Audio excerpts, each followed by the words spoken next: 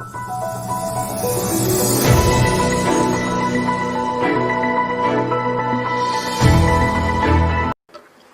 Sharma ji. Anand Sharma from Rajya Sabha Chamber. So I wish to draw your attention of this House and the government to the alarming increase in number of suicides and mental health cases in India. Across the world, about 8 lakh suicides happen annually, out of which 1.39 lakh happen in India. This means that India accounts for 15% of the total suicides of the world. Also, there is a suicide happening in every 3.5 minutes in India, which is very disturbing. During the year 2019, there has been a 4% increase in the number of suicides in our country.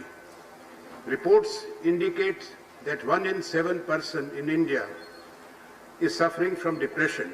Number of persons affected by the mental health issues has exponentially increased after the COVID crisis and lockdown, especially the students and the children who are committing suicides across the country.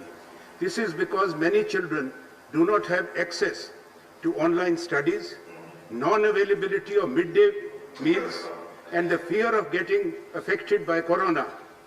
The first and foremost reason for India's battle against mental health issues not being effective is the lack of awareness and sensitivity about the mental health matters.